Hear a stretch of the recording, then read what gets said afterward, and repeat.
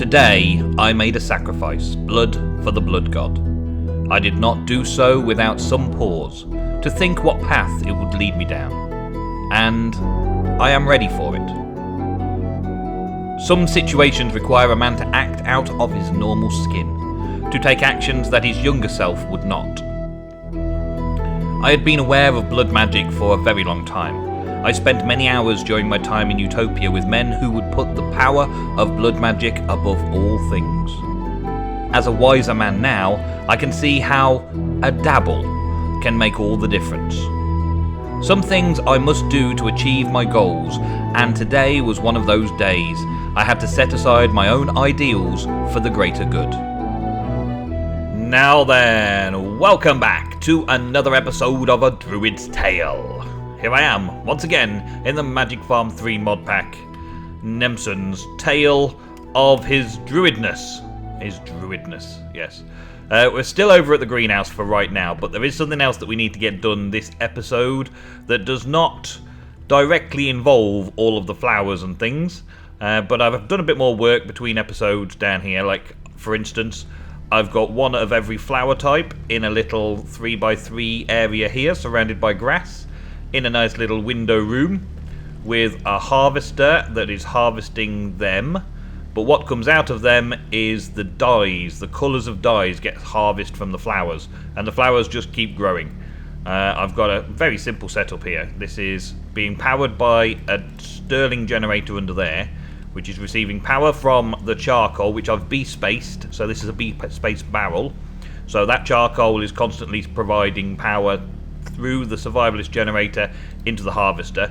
Harvesters don't use a lot of energy, so that's why I went through this method. And then it's directly outputting into a sorting chest, which of course then gets put through the sorting connectors and all the way back to base, and just puts the dyes directly into my dyes chest. But I've had to sort of hold this back a little bit so that you could see it, but I've just got to put the finishing touches on, and that's all self-contained pretty much, never need to touch it again. We got all of the flowers all the way up to the metals and the ores and things that have started producing, and I've kind of done a little bit more here, but I'm still waiting for things to grow. Like this ore gold is still very, very slow to grow. Patience is required, as we had in the Druid's Tale last episode. Lots and lots of patience is required for this. And I've discovered a few things about my next stage of what I've got to patiently wait for, and that's that I need a few bits and pieces for my for the nether stuff, for the nether goods that I want to set up another farm over here. Started clearing this out a little bit back here, and not by much, just cleared it out a couple of blocks just so that I've got space to start expanding it. But all the way down here we've got almost every type of seed that I'm supposed to have, except that some of them. Oh, this one's finally grown. Now I'm going to harvest it for the first time, get a lead nugget, put that in there, and that's that one done. Virtually all of these have taken ages to do. Oh, Diamandalia seeds have finally grown, and they're supposed to mix with ore gold to do what? Well, let's have a quick look. I will get on to what we're doing today. It's just I've been waiting for ages for these seeds to grow. Weeds have sprouted. Dang it. This is supposed to be ferrous, this one. Come on. I know we did lots of this last episode. I don't really want to do it again, but if I get it this time, let's say third time lucky at the most. If we get it third time lucky, then I'll be happy, because I've been waiting for those diamonds to grow for ages. Okay, weed sprouted again. One last go. What are we on to there? Watering can is set at 2. That's okay then. Let's do one more. And if this doesn't work, if I get weeds this time, then, well, sorry, I'll do it in my own time later. You can see it's just a long-winded process. Patience is a virtue. I just need to get the seeds sorted out. All of the metals, all the valuables, really do take forever to grow. And the crossbreeding here takes quite a few attempts to get right as well. Hopefully, this time, it's not going to be too far away. Come on. Give me something, even if it's weeds. Just give me something, please. Hello. Hello, breed. Breed together. Breed together. Breed together. More weeds. Okay, so I'll have to keep doing that later. Yeah, I've got all of the things set up for making all of the different types of seed, all of the different types of flour and that. I'm just waiting for some more to grow, and then we'll be able to go from there. This silverweed seeds is only at 29%, so I'll be filling the barrels and putting all things in there. I'm not really too concerned because they're only giving me nuggets of things. I can go mining for half an hour and get all of those a lot faster. It's just a case that I wanted to have them. I just wanted to have them in the collection in the greenhouse, and that's about it. The ones that we are aiming for are... Let me do a list all seeds again. List all seed. The ones that we are going for are in this category here, these ones. Now, I've got a whole row here planned out for... Wait, I did it wrong. All of these seeds are going to go into this row. There's like 30 of them, aren't there? 9... 18, 27, 28, 29, 30, 31. 31 seeds. And I want all of them in my collection as well. But some of them are more important than others. So let's just take a look at the more important one. Blazing Daisy, right? Blazing Daisy is diamond seeds and nitrawort spores makes the Blazing Daisy. To make blaze rods or blaze powders or something like that, hopefully. I don't know until I get there, but then that's going to be put into the auto farm. Another one is the Ghastly, which hopefully give me gas tears, which I'll put in the farm. They need the Blazing Daisies. They also need diamonds. And another one would be the Enderweed, which is diamonds and Lapinda to make the Enderweed. Now, this is one we can set up now. Endstone on top, Lapinda and diamond. But the other one that we needed to get to the Blazing... and the blazing to get to the ghast was this Nitrawort. And Nitrawort is orange with netherwort on soul sand and glowstone. So orange and netherwort with soul sand and glowstone. We have that set up here, and I'm just waiting for the netherwort to grow. The netherwort seems to be very, very slow to grow as well in this process. I don't know if it's because of the water or too much lighting or what. I don't know exactly.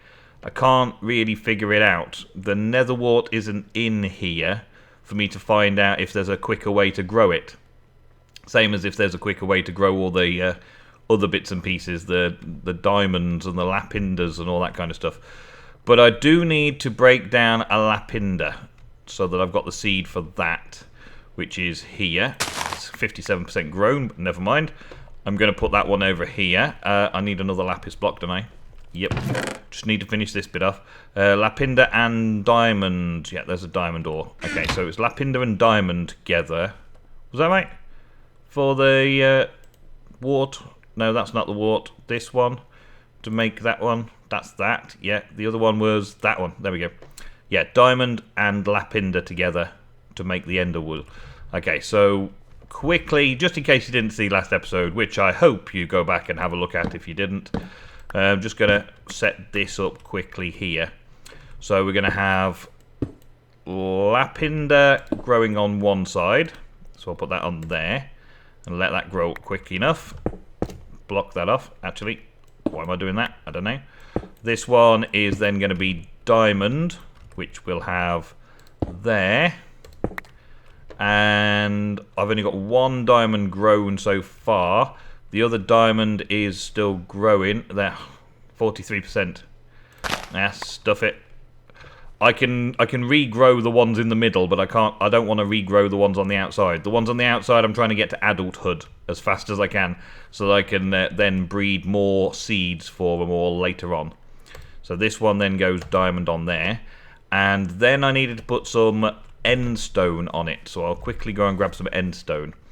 But as you may have spotted when I was looking through NEI, some of these seeds require blood runes underneath the soil, and that is an issue that we're going to have if I'm not careful.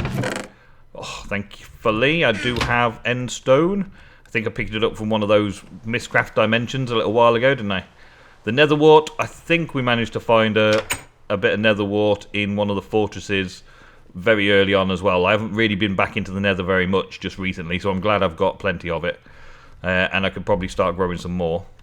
So this will now require this down here. Underneath there, like that. There we go. So now that should, in theory, grow up to give me the ender moss, is it? Enderweed seeds. I should end up getting enderweed seed, but I've got to wait for the diamond to grow to maturity first, and the lapinda probably grows first anyway, before I put the crops in there to try and crossbreed the two into that. And once I've got the first seed, then I can start planting and doing things with that to try and improve it to get lots and lots. Same here with the netherwort. Once the netherwort's gone, I should be able to get those niterwort spores, and then go from there.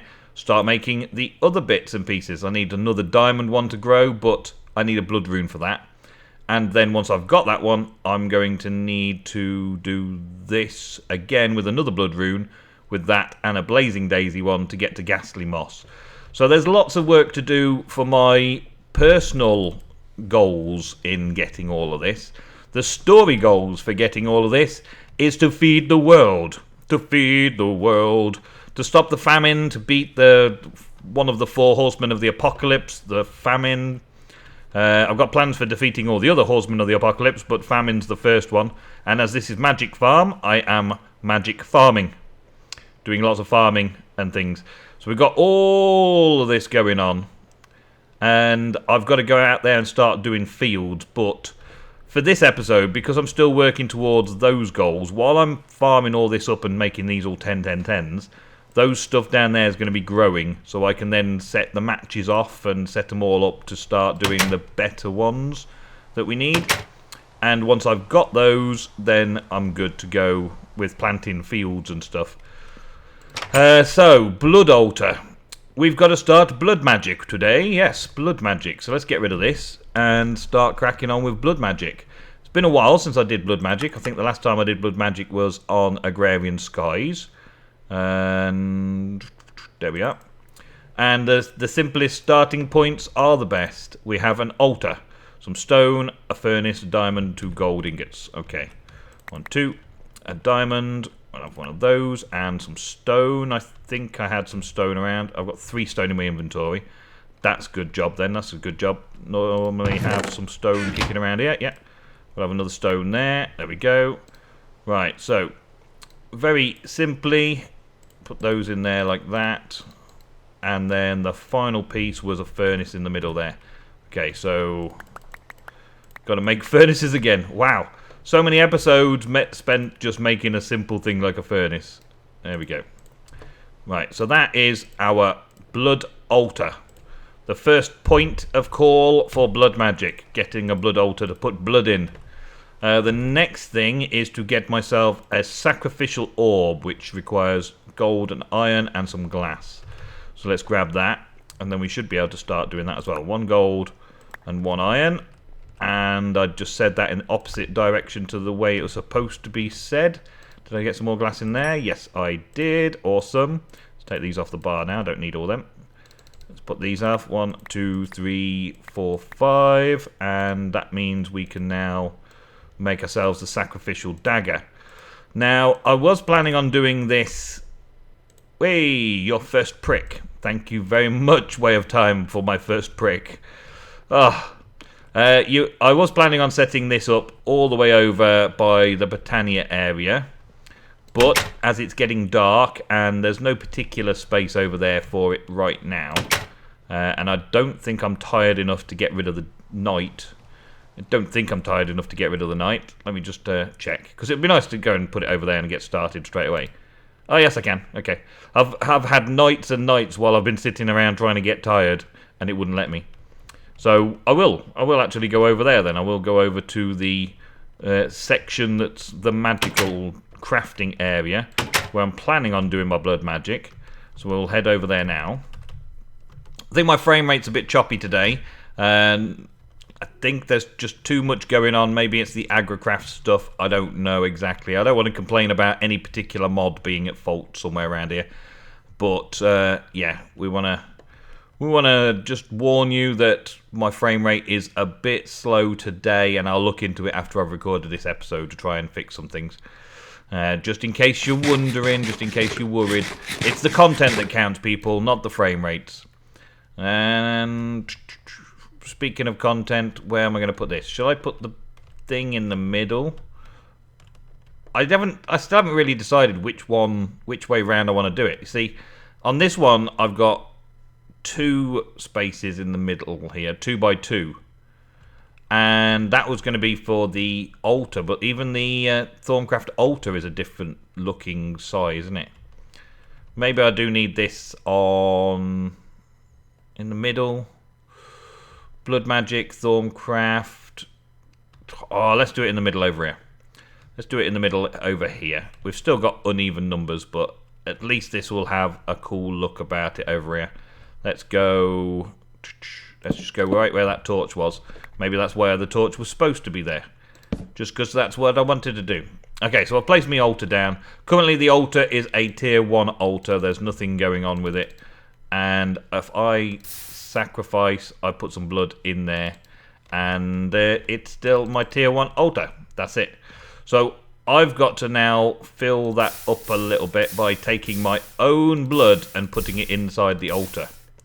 Later on, I'll be able to use sacrifices of mobs and things, which is why this is just the crafting altar. This is just the crafting area over here. I'll have a proper sacrificial blood altar and all that kind of stuff when we get thoroughly into blood magic. But for right now, we're not getting thoroughly into blood magic.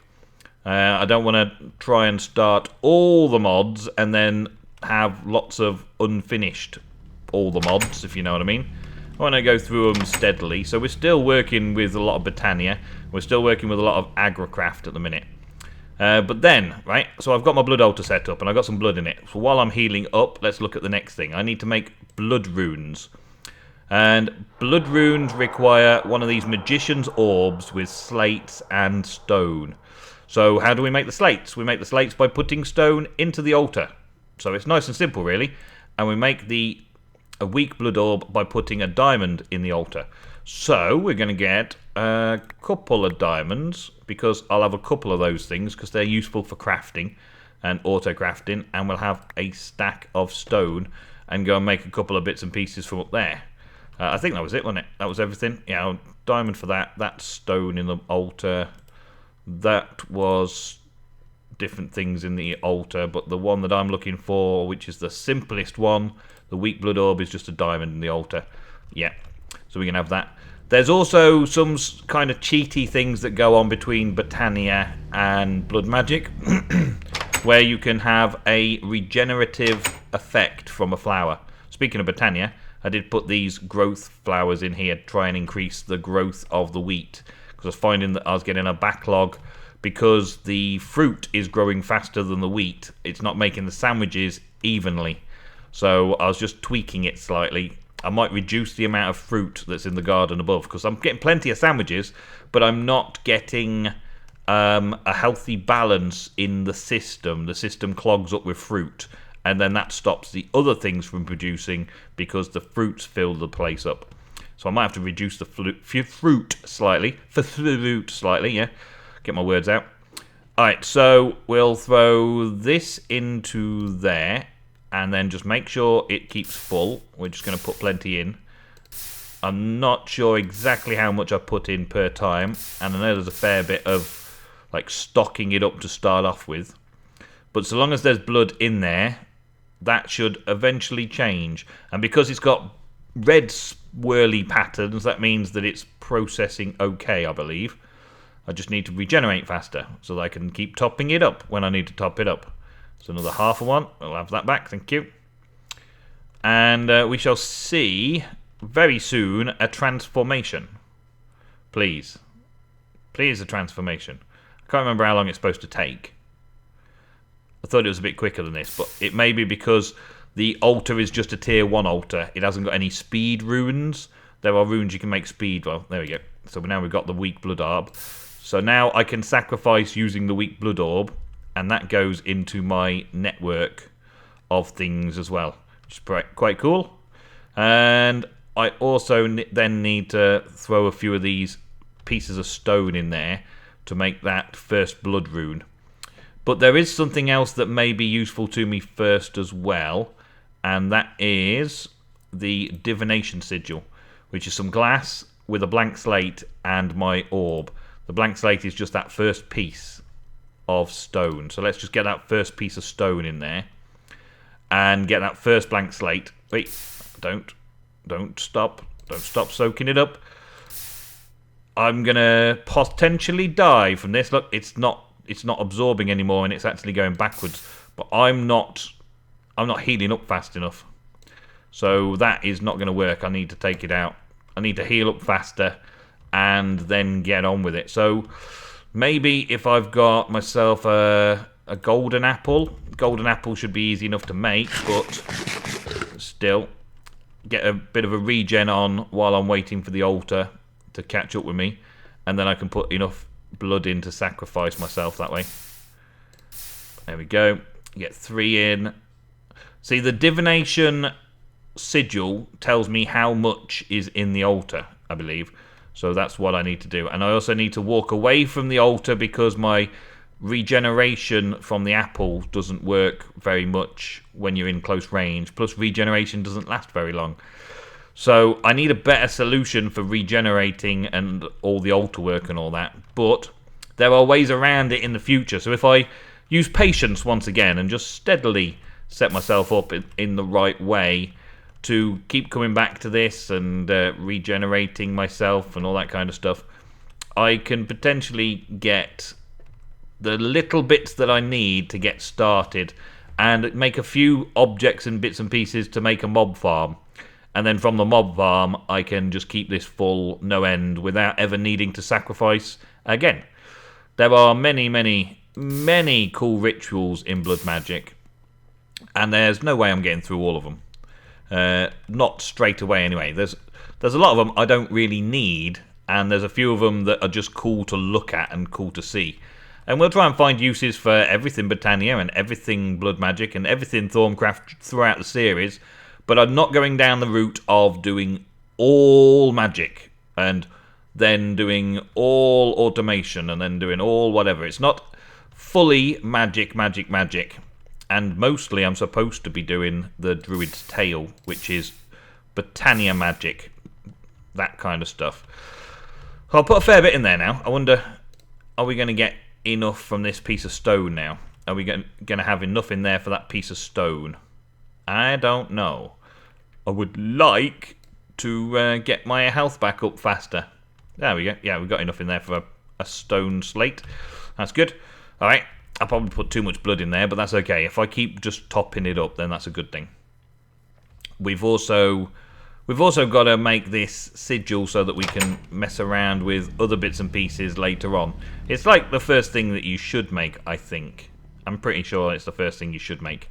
And to make it, it was 7 glass. Like 7. Yes, 7 glass. And, oh, Blood Moon Rising. That's very fortunate. Very fortunate indeed. Okay, so we had that in the middle. We had this weak blood orb there as part of the crafting recipe. And then we take it. And the idea of making more than one weak blood orb out of more than one diamond means that I could have a crafting station just left there with the orb in it. So I don't have to keep messing around like that. And the divination sigil tells me my current essence in the LP network is 200. And if I was to use this weak blood orb on me, I should receive 200 LP in there. It's under a blood red moon now, though. This is quite fitting, a blood red moon, and I'm starting blood magic all at the same time. Very crazy indeed. So all I have to do now is just do a little bit of blood topping up. When I'm holding the sigil, you'll see on the left hand side of the screen I get a little like vial, a little top up thing, and that tells me how much is in my LP network. My LP network is basically my battery, and then this over here currently has a tier 1. Altar's current essence is 800. So as we can see there, it's gone up slightly since before, and it's got 800 LP in it at the minute. And every time I prick myself, I give it another 200. Look, so now it's at 1,000 LP of a capacity of 10,000 in tier 1.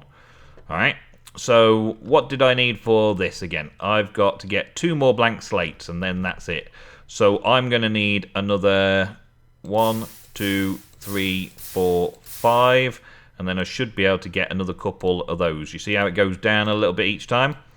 I think I'm probably going to need another one after, because it doesn't look like I got a full amount in there. It needs to turn to slate. There it is. And that's put it down to 1,000. That's good then. So I've already got that one that I needed, which is cool. I take that one and put that one in. And that should give me the second one and empty out the altar altogether.